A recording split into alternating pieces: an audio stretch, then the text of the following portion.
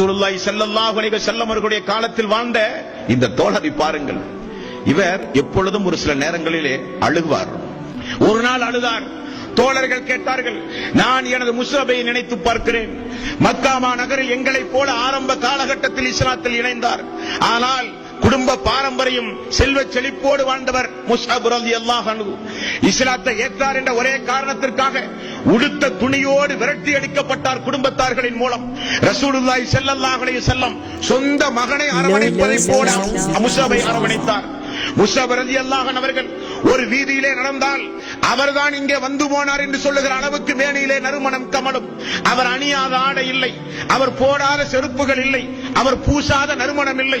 அப்படிப்பட்ட முஸ்அப் காலையில் ஒரு உணவு, மாலை ஒரு உணவு, இரவிலே ஒரு உணவு என்று வகை வகையாக உணவு உண்டு வாழ்ந்த முஸ்அப் அவர்கள் ரசூலுல்லாஹி ஸல்லல்லாஹு அலைஹி வஸல்லம் சபையில் எப்பொழுது சேர்ந்தாரோ அப்பொழுதிலே இருந்து அல்லாஹ்வுடைய ரசூல் பட்டினி கிடந்தால் அவர் பட்டினி கிடப்பார். அல்லாஹ்வுடைய ரசூலை யாராவது அடித்தால் அவரும் அடி வாங்குவார். அல்லாஹ்வுடைய ரசூலை யாராவது ஏசினால் அந்த கூட்டத்தில் இருப்பார். சமூக பகிஷ்காரம் அபூ தாலிப் கணுவாயில் செய்த போது மரப்பட்டைகளை எல்லாம் கரைத்து கரைத்து குடித்தார் முஸ்அப் ரலியல்லாஹு அன்ஹு அவர்கள்.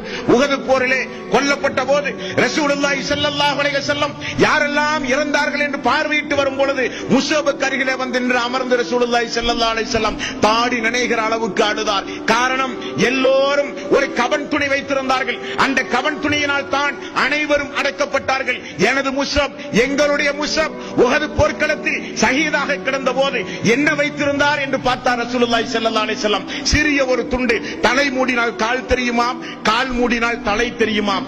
ஆகவே ரசூலுல்லாஹி ஸல்லல்லாஹு அலைஹி வஸல்லம் தலையை மூடி காலை புற்புண்டுகளை கொண்டு நிரப்பி அடக்கினார் எங்களுடைய முஸ்அபை. அவரை நான் நினைத்து பார்க்கிறேன். அல்லாஹ் தஆலா மிகப்பெரிய சோதனை, 2 சோதனையை கொண்டு அல்லாஹ் தஆலா எங்களை சோதித்தான். ஒன்று, மிகப்பெரிய நெருக்கடியான வாழ்வு, அடி உதைகள், உயிர் பலி போன்ற, ரத்தம் சிந்துதல் போன்ற மிகப்பெரிய சோதனைகளை கொண்டு அல்லாஹ் எங்களை சோதித்தான்.